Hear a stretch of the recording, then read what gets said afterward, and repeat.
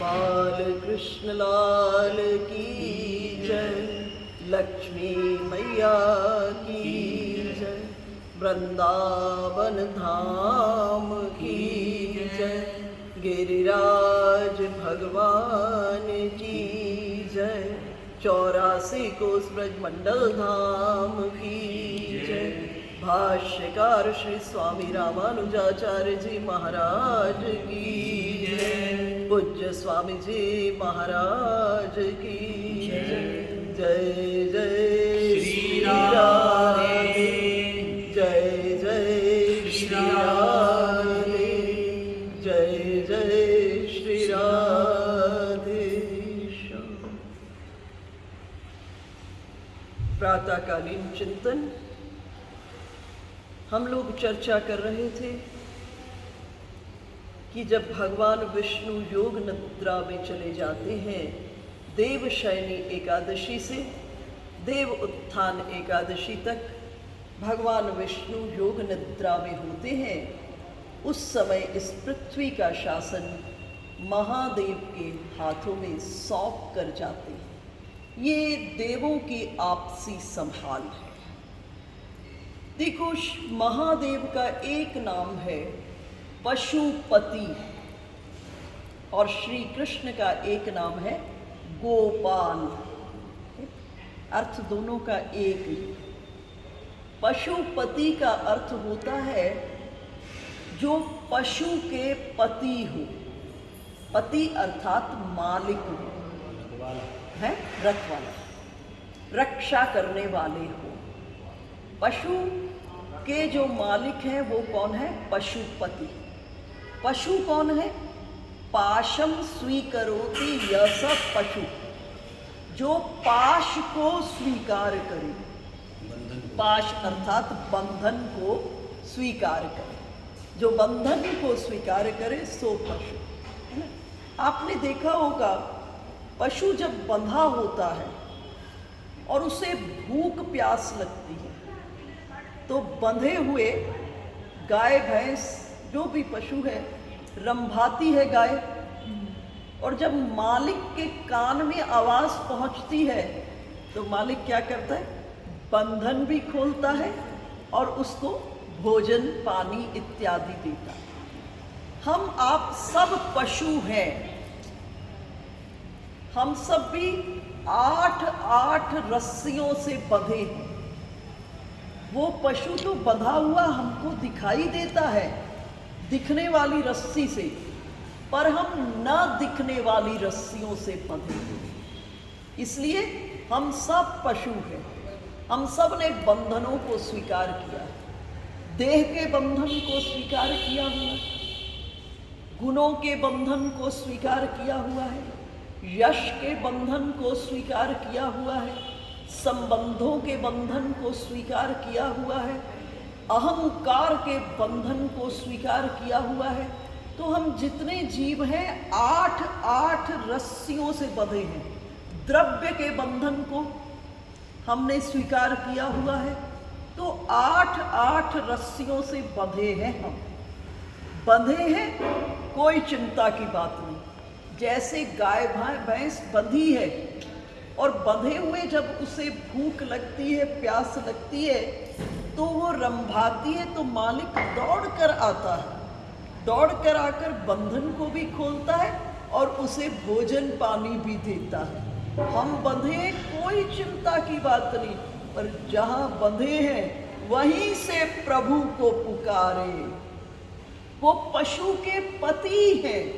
जब हम उन्हें पुकारेंगे वो क्या करेंगे? इन बंधनों को भी खत्म करेंगे और क्या करेंगे? हमारे को परम आनंद की व्यवस्था हमारे लिए करेंगे। देखो, भोग तो हम इससे इतर योनियों में भी कर रहे थे और शायद इससे ज्यादा अच्छी तरह कर रहे थे। आप कभी हमसे नीचे की योनियों को देखिएगा, इनमें कुछ विशेषताएं हैं। पहली चीज, ये जीवन के भीतर में संग्रह नहीं करते। ये उतना ही रखते हैं जितना आज की जरूरत है। ये संग्रह नहीं करते।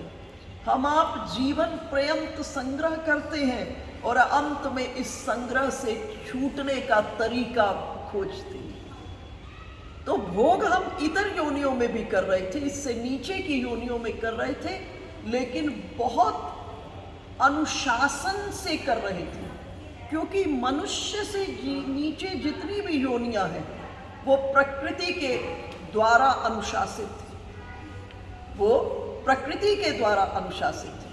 पहली चीज, वो संग्रह नहीं करते।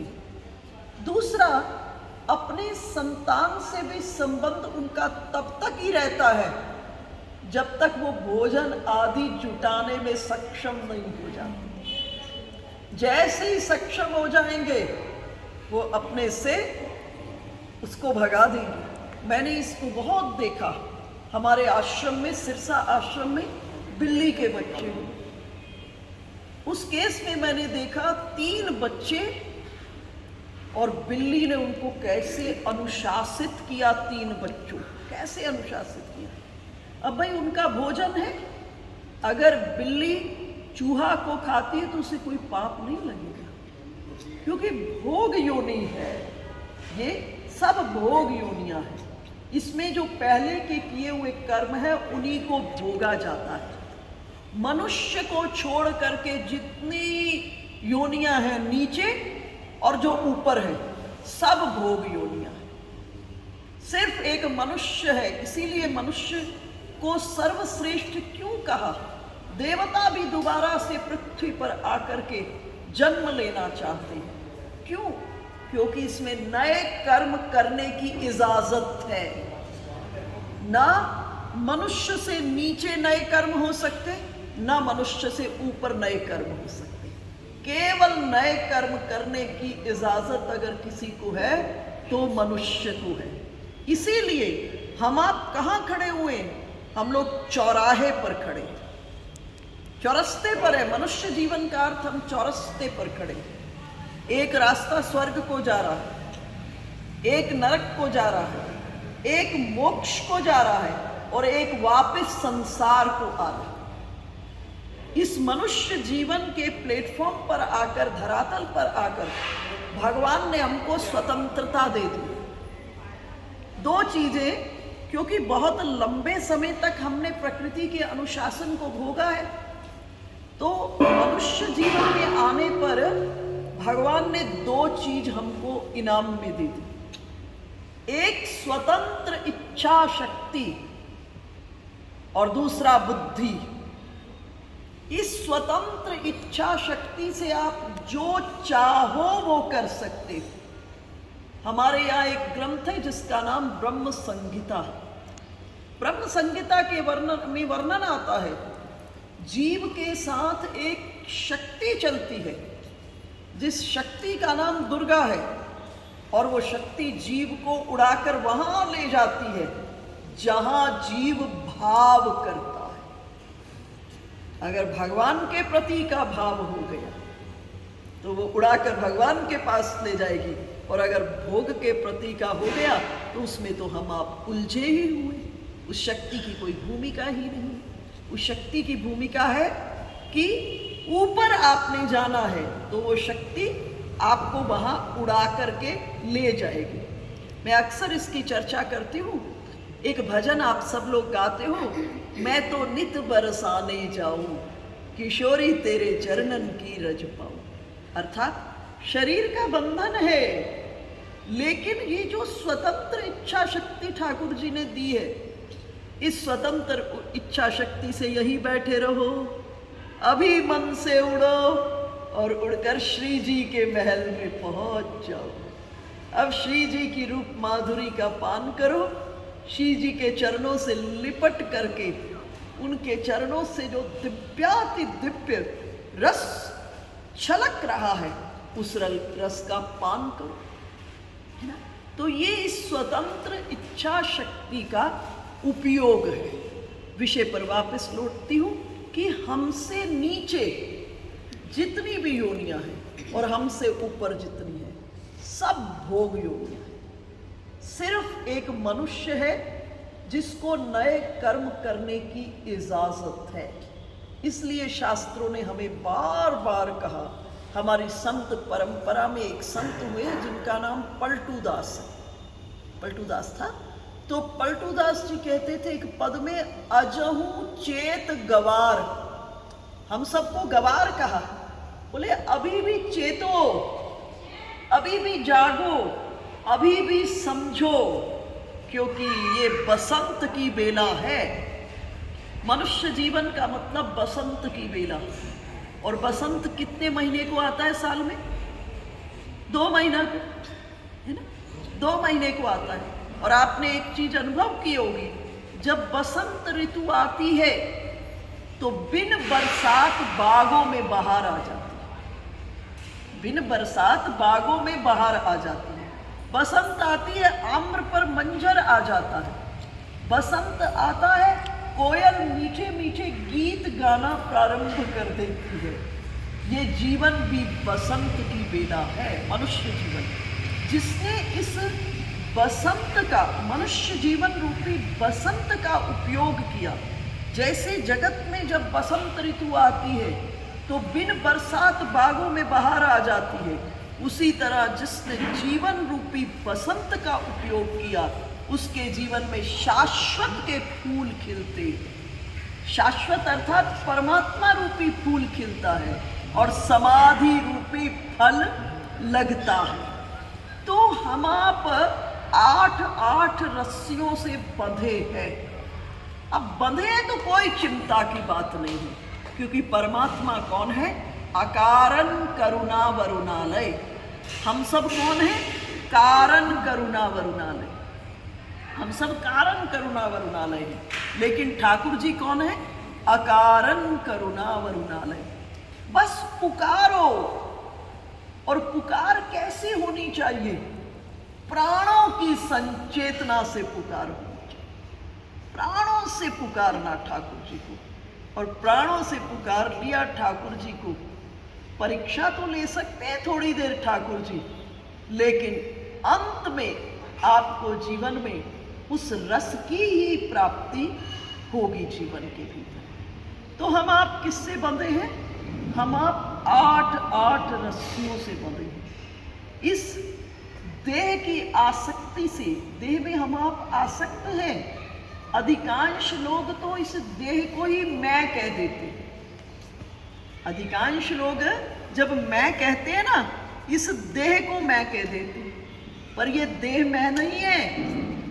ये देह मैं नहीं है, इसको आपने समझना है।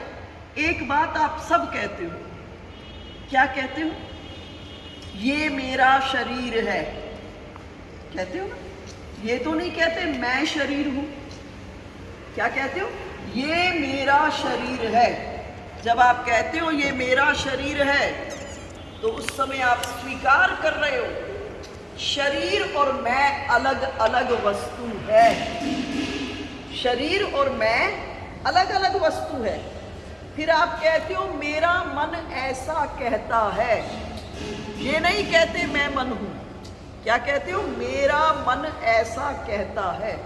इसका मतलब आप स्वीकार कर रहे हो मन और मैं अलग अलग वस्तु है। फिर आप कहते हो मेरी बुद्धि ऐसा कहती है। तो उस समय आप स्वीकार करते हो कि बुद्धि और मैं अलग अलग वस्तु है। स्वीकार करते हो। फिर आप कहते हो मेरी आत्मा ऐसा कहती है। कहते हो ना? आप स्वीकार करते हो आत्मा और मैं अलग अलग तत्व है। तो ये मैं कौन है? जिसको बार बार मैं कह रहे हो, ये मैं है कौन? आपके ही देह में बसा हुआ परमात्मा, है ना? आपके देह में बसा हुआ, हमारी देह में बसा हुआ परमात्मा है।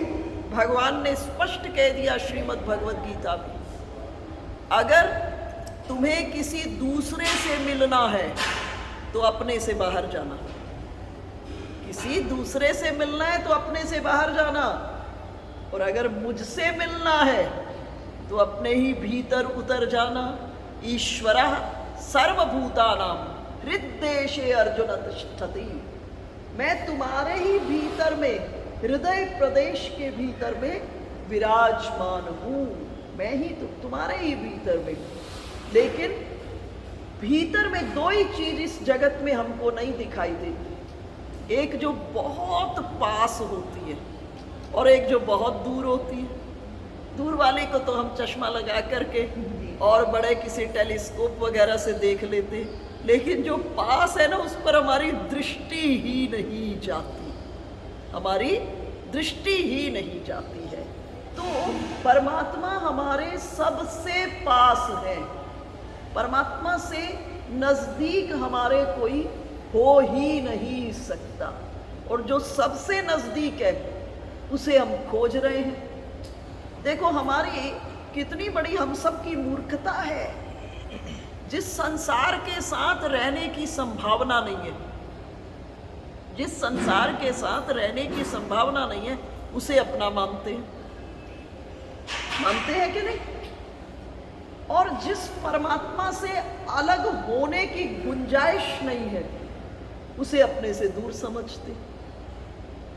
इसी का नाम बुद्धि का भ्रमित होना कहा गया, भ्रम का है। इस भ्रम से मुक्त होने के लिए किसकी आवश्यकता है?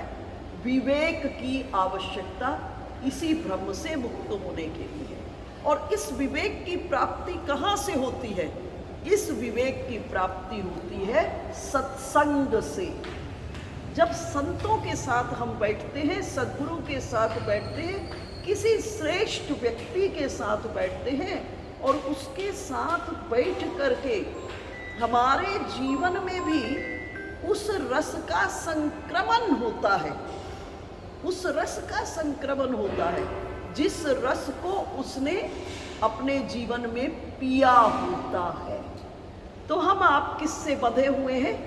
8 रस्सियों से बंधे हैं। और महादेव का एक नाम क्या है? पशुपति। वो पशु के कौन है? पति हैं। पति हैं अर्थात मालिक हैं। जिस समय रास लीला हो रही थी और रास लीला के समय में कृष्णचंद्र वेणुवादन के माध्यम से, गोपियां अपने घर परिवार के भीतर में थी, कामकाज के भीतर में लगी हुई थी, लेकिन बंसी की ध्वनि से कृष्णचंद्र ने गोपियों को चारों पुरुषार्थ धर्म अर्थ काम और मोक्ष से खींच करके पंचम पुरुषार्थ प्रेम अर्थात श्री कृष्ण अपने पास खींच ली। कहते गोपियां जब चली तो कैसे चली, कैसे चली? सुखदेव जी कह रहे हैं संतज्ज सर्व विषयान तव पाद मूलम। सभी विषयों को विषय शून्य सन्यासिनी की भांति छोड़कर गोपियां चलती, विषय शून्य सन्यासिनी की भांति गोपियां छोड़कर चलती। छूट गए गोपियों से। कोई गोपी उस समय दूध उबाल रही है, चूल्हे पर दूध पड़ा रह गया। कृष्णचंद्र की बंसी ने गोपियों को चारों पुरुषार्थ धर्म अर्थ काम मोक्ष से अपने पास खींच लिया गोपियों को। कोई गोपी पति को भोजन करा रही है, कोई गोपी गोबर को पाथ रही है और गोपी के हाथ गोबर से सने। वो हाथ धोने के बारे में नहीं सोची। कृष्णचंद्र की बंसी ने चारों पुरुषार्थों से छुड़ा लिया। कोई बच्चे को दूध पिला रही है, दूध बच्चे को पटकी और दौड़ पड़ी, और जब कृष्णचंद्र के पास पहुंची, देखो गोपियों की पुकार थी और खींचा किसने? कृष्णचंद्र ने खींचा। जब गोपियां पहुंची कृष्णचंद्र से, अब भगवान गोपियों की परीक्षा लेने लगे। गोपियों को कहे कि गोपियों ये मध्य रात्रि में क्या करने के लिए आ गई, क्या करने के लिए आ गई? गोपियों ने कहा ठाकुर अभी तो बंसी बजा करके हमको बुलाया। भगवान ने कहा बंसी तो हमने अपने आनंद के लिए बजाई थी, चलो अब तुम आ ही गई हो तो वन की शोभा का आनंद लो और वन की शोभा को निहार करके जल्दी जल्दी घर लौट जाओ। तुम्हारे पति पुत्र सास ससुर सब घर में प्रतीक्षा कर रहे होंगे और मध्य रात्रि है, चारों तरफ वन में हिंसक जीव जंतु घूम रहे हैं। भगवान गोपियों की परीक्षा ले रहे हैं और चारों तरफ हिंसक जीव जंतु घूम रहे हैं, तुम अपने घर जल्दी लौट जाओ। गोपियों ने कहा, ठाकुर, ऐसी बात कहकर के आप अपनी महिमा को स्वयं कलंकित कर रहे हैं। प्रभु, रात्रि दो प्रकार की होती है। एक सूर्य की अनुपस्थिति से उत्पन्न रात्रि, जब सूर्य अस्त हो जाता है, रात हो जाती है, और एक ज्ञान की अनुपस्थिति से उत्पन्न रात्रि। लेकिन ठाकुर, आप जहां पर हैं वहां दोनों रात्रियां नहीं है। आप जहां हैं वहां दोनों रात्रियां नहीं है। ऐसा कहकर के आप अपनी महिमा को कलंकित कर रहे हैं। गोपियों ने कहा, भगवान कहे, अच्छा गोपियों, अब आ ही गई हो, जल्दी जल्दी वन की महिमा को, शोभा को निहारो और अपने घर लौट जाओ। इस जगह भगवान ने बहुत बड़े नारी धर्म का वर्णन किया। भगवान ने कहा, जो स्त्रियां अपने घर में रहते हुए पति पुत्र सास ससुरों की सेवा करके मेरा चिंतन करती हैं, तो अंत में उन्हें उत्तम से उत्तम लोगों की प्राप्ति होती है। गोपियां पक्की खिलाड़ी थी। गोपियों ने प्रश्न किया, ठाकुर, हमको एक बात बताओ, पति पुत्र सास ससुरों की सेवा करने का क्या फल होता है? क्या फल होता है? भगवान कहे, धर्म का पालन होता है। गोपियों ने पूछा, प्रभु, धर्म के पालन का क्या फल होता है? भगवान ने कहा, चित्त की शुद्धि होती है। गोपियों ने प्रश्न किया, चित्त की शुद्धि का क्या फल होता है? कृष्णचंद्र कहे, मेरी प्राप्ति होती है। गोपियां पक्की खिलाड़ी। ठाकुर, गोपियों ने कहा, ठाकुर, आप भुवन सुंदर सामने में खड़े हो, अंत में आपकी प्राप्ति होती है, तो हमें इतने बड़े रूट पर क्यों भेजते हो? आप सामने में खड़े हो, हमको स्वीकार करो। भगवान ने कहा, नहीं गोपियों, मेरी आज्ञा मान करके तुम अपने घर जाओ। तुम्हारे पति पुत्र सास ससुर इस समय मध्य रात्रि में तुम वन में आ गई हो, व्याकुल होकर तुम्हारी प्रतीक्षा कर रहे होंगे। तब गोपियों ने कहा, ठाकुर, आपका एक नाम ऋषिकेश है। आपका एक नाम क्या है? ऋषिकेश। ऋषिकेश का अर्थ होता है ऋषिक, संधि विच्छेद करोगे, ऋषिक जोड़ ईश। ऋषिक कहते हैं इंद्रियों को और ईश कहते हैं मालिक को। इंद्रियों को, आप हमारी इन इंद्रियों के मालिक हो ठाकुर, और आप सब कुछ कर सकते हो। आप किसी योग बल से हमको उड़ा के घर भेज भी दिए, तो सुनो ठाकुर, अब हम घर वालों के काम की नहीं बची। अब हम घर वालों के काम की नहीं बची, क्योंकि मन को तो आपने चुरा लिया है हमारे। कृष्णचंद्र का एक नाम क्या है? चित्त चोर। क्या नाम है? चित्त चोर। और जो हरि कहते हैं ना भगवान को, हरि, हरि आ जाओ, हरि का अर्थ भी चोर है। साधारण व्यक्ति कौन सी? साधारण चोर किसको चुराते हैं? ये रुपया पैसा इत्यादि को चुराते हैं। लेकिन ठाकुर जी किसको चुराते हैं? ठाकुर जी इस जगत के भीतर में सुख दुख का जो कारण है, मन, उस मन को चुरा लेते। देखो, मन के दोषों के कारण ही जीव पाप करता है। मन के दोषों के कारण ही जीव पाप करता है और मन के कारण ही पुण्य करता है। पाप और पुण्य दो बीज हैं, और पाप रूपी बीज का फल क्या है? दुख। और पुण्य रूपी बीज का फल क्या है? सुख। बिना पाप के जीवन में दुख आ ही नहीं सकता, और बिना पुण्य के जीवन में सुख आ ही नहीं सकता। हम आपके जीवन में जहां जहां पर कष्ट है, समझ लीजिए, अच्छी तरह से दिमाग में बिठा लीजिए, हमसे पूर्व जन्मों में कुछ असावधानी जरूर हुई। इस संसार में जन्म लेकर सदा ही देह रोगी रहना, पत्नी अनुकूल ना मिलना, पति अनुकूल ना मिलना, ये सब किसकी निशानी है? कि हम आपके साथ पूर्व जन्म में कहीं कोई बहुत बड़ी असावधानी हो चुकी है। तो भगवान किसको चुराते हैं? भगवान सुख दुख का कारण जो मन है, ये मन के कारण ही सब होते हैं, इस मन को चुरा लेते हैं। इसलिए भगवान कौन हुए? सबसे बड़े चोर हुए।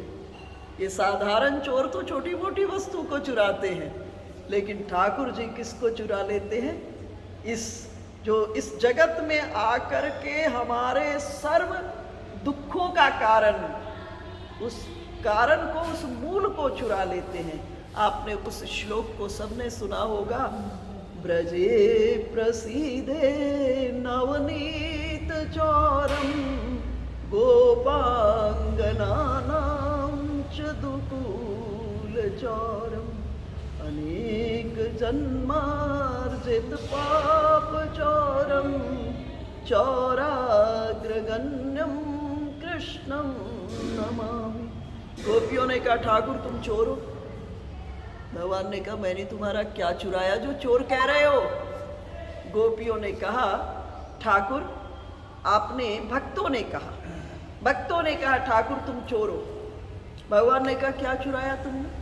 भक्तों ने कहा प्रभु आपने गोपियों का माखन को चुराया। भगवान ने कहा चुराया तो गोपियां चोर कहेगी ना, तुम कहां से चोर करोगे? भक्तों ने फिर कहा प्रभु आप चोर हो। भगवान ने कहा बताओ फिर तुम्हारा मैंने क्या चुराया जो चोर कह रहे हो? भक्तों ने कहा प्रभु आपने गोपियों के चीर चोली को चुराया। भगवान कहे चुराया, लेकिन गोपियां चोर कहेंगी ना, तुम कहां से चोर करोगे? भक्तों ने कहा ठाकुर तुमने हमारा भी बहुत कुछ चुराया है। ये अंतःकरण रूपी मटकी में अनंत जन्मों के जो संस्कार थे, और उस संस्कार में बाहर के प्रभाव मिल गए, कीच हो गई, अनंत जन्मों के पाप को आपने चुरा लिया। हे चोरों के महाचोर, हम आपको प्रणाम करती हैं।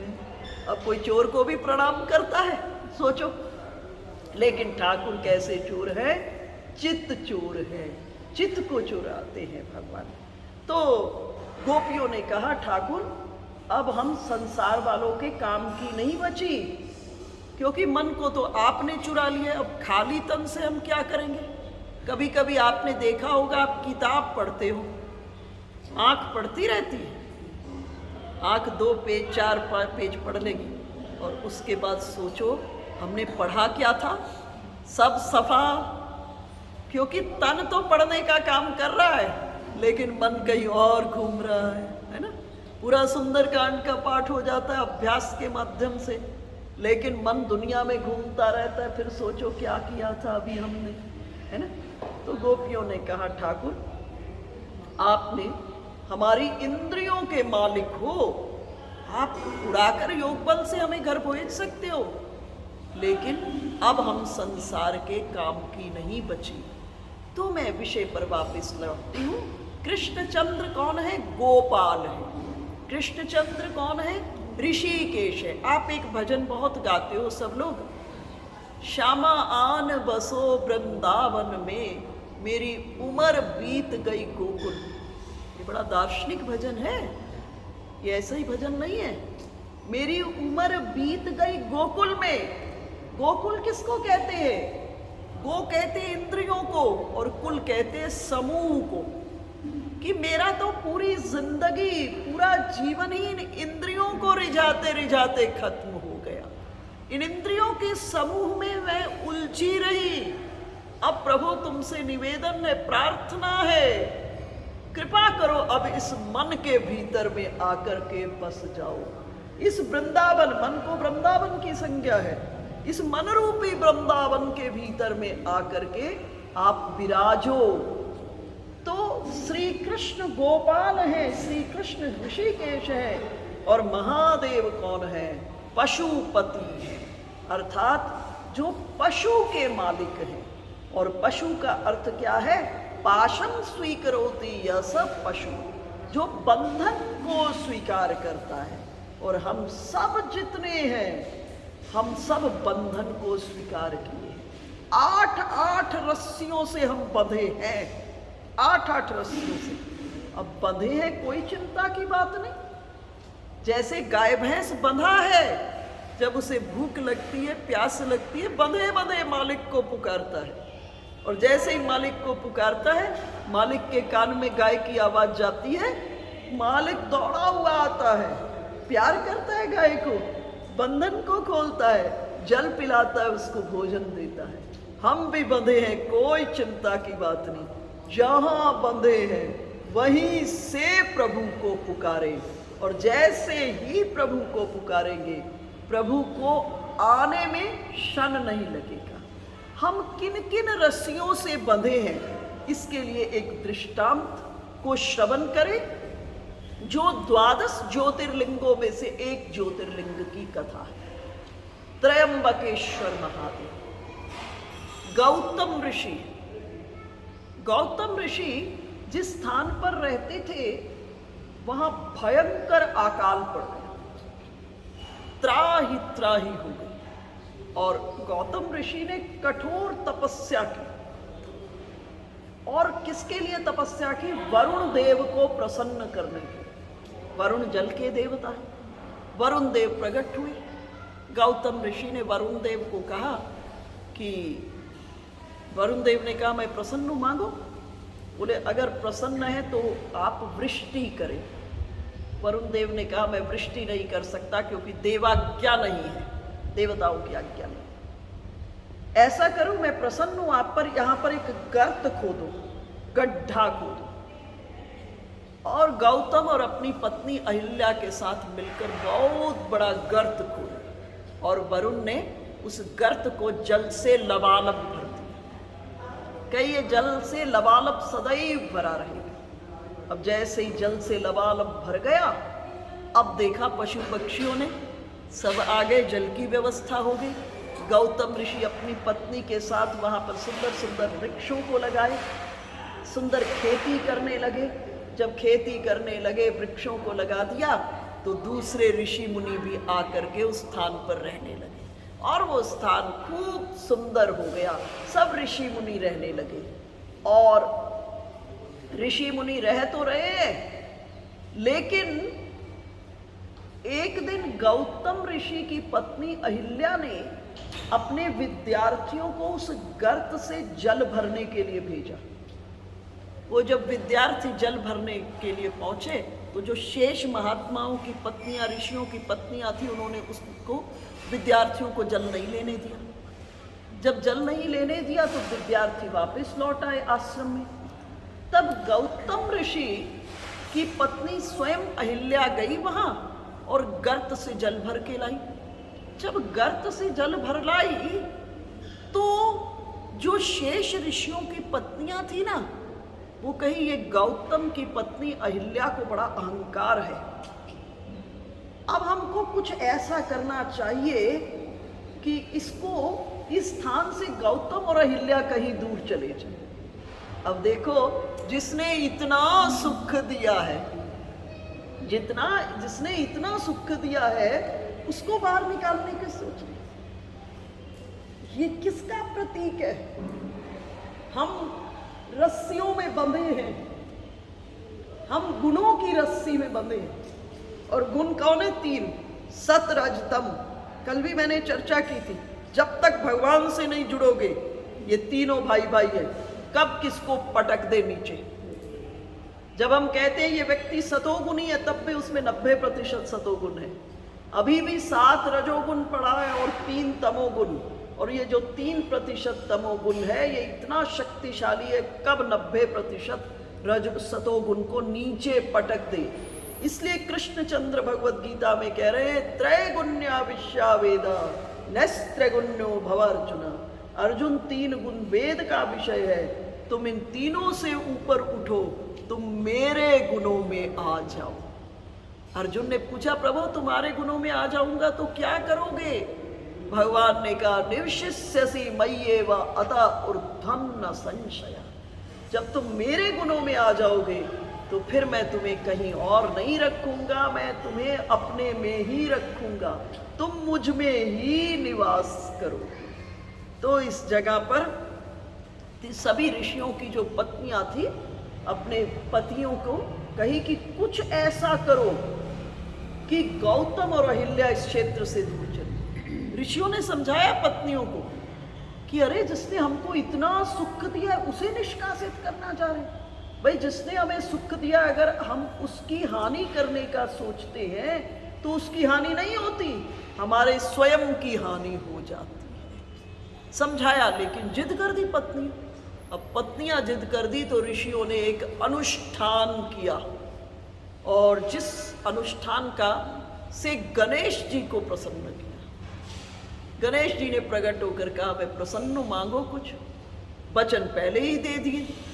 अब ऋषियों ने कहा कुछ ऐसा करें इस स्थान से गौतम और अहिल्या कहीं दूर चले जाएं छोड़ करके। गणेश जी ने कहा जरा विचार करो, तुम लोगों को इतना सुख दिया उसको बाहर निकालने के लिए सोच रहे हो, लेकिन जिद कर दिया। जब बहुत जिद कर दिए तो अंत में वचन पहले दे दिए थे, वचन में बंधे थे गणपति क्या किए, अपनी माया से एक बिल्कुल पतली दुबली मरी सी मरनासन्न जैसी बहुत कमजोर गाय को प्रकट कर दी। और वो गाय जो गौतम की खेती थी उसमें जाकर घास खाने, वो धान आदि खाने लगी। जब खाने लगी तो गौतम ऋषि उसी धान के तृण को उखाड़े और तृण को उखाड़कर गाय को खदेड़ने लगे।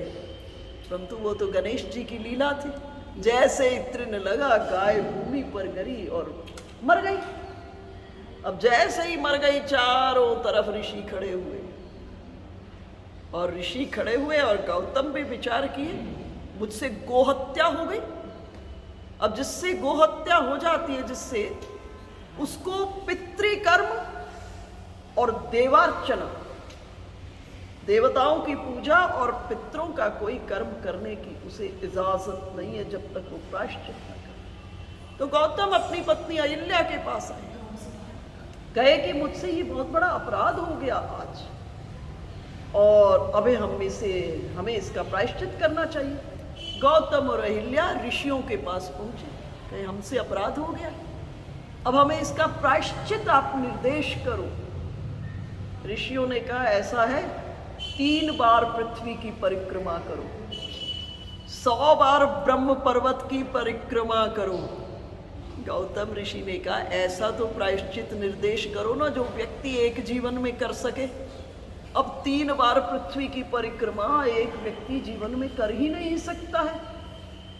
तब ऋषियों ने कहा कि तुम तपस्वी हो, ऐसा करो 100 बार ब्रह्म पर्वत की यहाँ पर परिक्रमा करो और उसके बाद यहाँ गंगा को, इस जगह पर गंगा को प्रकट करो।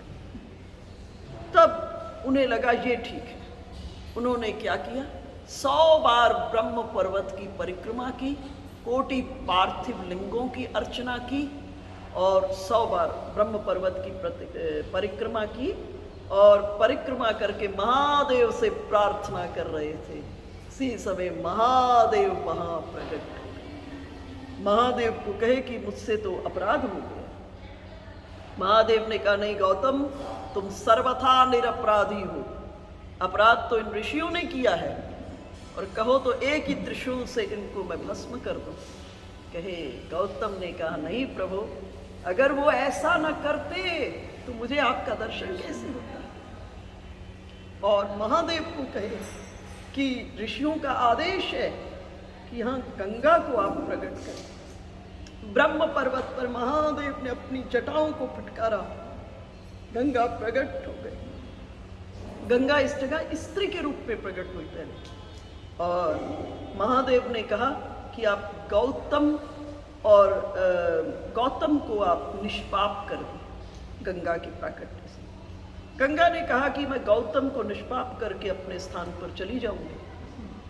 तब महादेव ने कहा नहीं गंगा, आप गौतम को निष्पाप करके सदा सदा के लिए आप इस स्थान पर आपको प्रवाहिता होना है। गंगा ने कहा एक शर्त पर मैं इस स्थान पर प्रवाहिता होंगी, जब आप मेरे तट पर रहने का वचन देंगे। इसलिए यहाँ पर जो गंगा है उसका नाम क्या है? गौतमी गंगा है। और महादेव इस गंगा के तट पर विराजे और महादेव का नाम क्या पड़ा? त्रयंबकेश्वर महादेव। देखो, शिव महापुराण में भगवान के अवतारों की भी कथा आई है और शिव महापुराण में ज्योतिर्लिंगों के प्रागट्य की कथा आई है। दोनों कथाएं हैं। दोनों कथाओं में एक छोटा सा भेद है। जब भक्त के जीवन में आर्त हो गया, व्याकुल हो गया, दुख और विपत्ति का समय आया, भक्त ने भगवान को पुकारा। अवतारों के क्रम में भी भगवान वहां पर आए हैं और ज्योतिर्लिंगों के प्राकट्य में भी भगवान आए। जब अवतारों के क्रम में भगवान आए, भगवान अपने भक्त की विपत्ति का हरण करते हैं और अपने स्थान पर चले जाते, अपने लोक में चले जाते। लेकिन ज्योतिर्लिंगों में की कथाओं में जब भगवान का भक्त पुकारता है, भक्त वहां उस स्थान पर भगवान प्रकट होते हैं और प्रकट होकर अपने भक्त की विपत्ति का हरण करते हैं। और जब विपत्ति का हरण करते हैं तो भक्त क्या प्रार्थना करता है?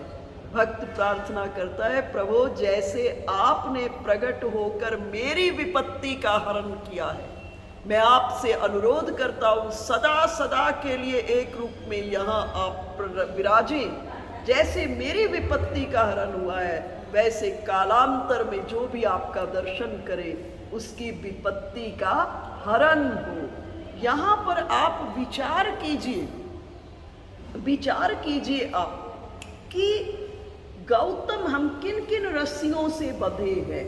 अब विचार कीजिए, ऋषियों को इतना सुख दिया है ना, लेकिन ऋषि किससे बंधे थे?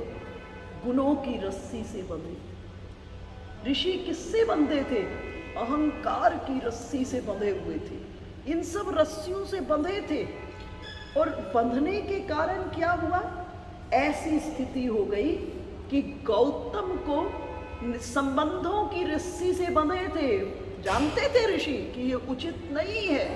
महात्माओं ने समझाया। बहुत ऊपर जाकर के आप विचार करेंगे इस कथा पर तो ये परमात्मा की लीला, भगवान जैसा चाहते हैं वैसा कर देते। रामायण में दो विषय बिल्कुल विपरीत आए हैं। एक विषय है काहू न को सुख दुख कर दाता, निज कृत कर्म भोग संप्राप्त। कोई किसी को सुख नहीं देता, कोई किसी को दुख नहीं देता, जीव अपने ही कर्मों का भोग करता है। लेकिन उससे बिल्कुल विपरीत बात कह दी रामायण में, राम किन्न चाहई सोई होई, करही अन्यथा अस नहीं कोई। राम जी जैसा चाहते हैं वैसा ही इस जगत में होता है। जब भरतलाल जी ननिहाल से अवध में पहुंचे और अवध में पहुंचकर अवध के पूरा बदले हुए दृश्य को देखे भरतलाल जी, और जाने की माँ के भीतर में कैसी कुमति प्रकट हो गई, कैसी कुमति आई। और कहाँ पहुँचे?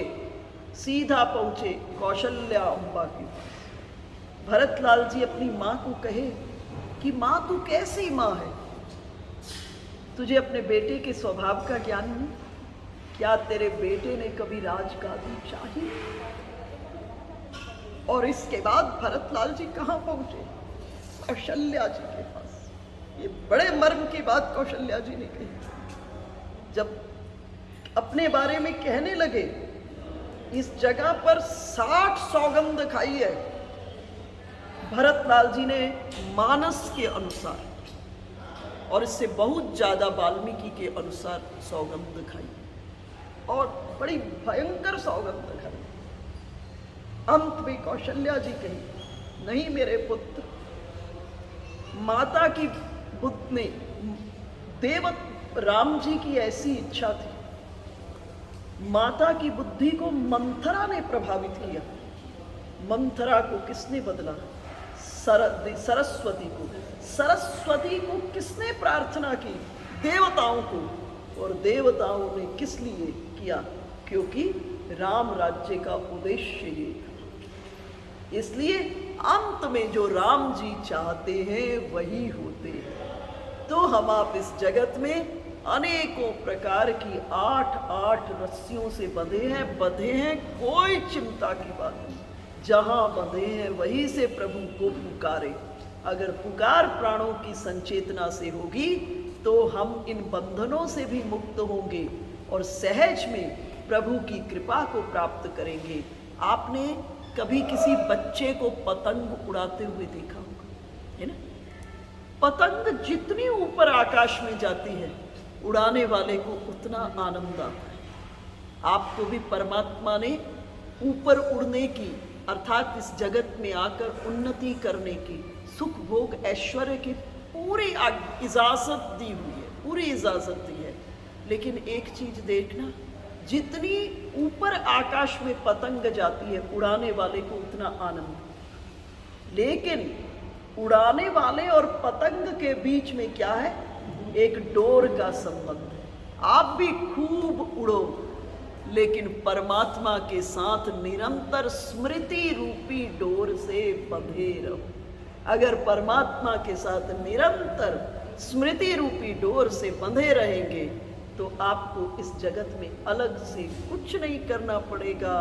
चलते फिरते, उठते बैठते, सोते रोते, गाते खाते पीते, सब में ठाकुर जी से जुड़े रहो। और अगर हम आप सब में जुड़े रहेंगे तो भजन अपने आप होता रहेगा।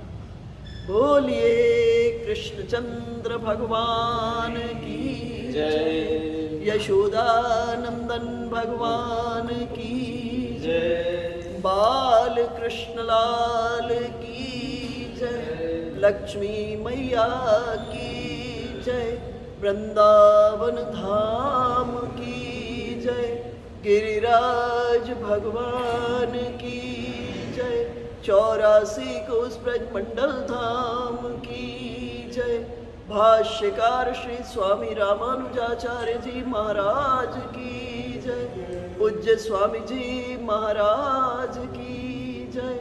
जय जय श्री राम।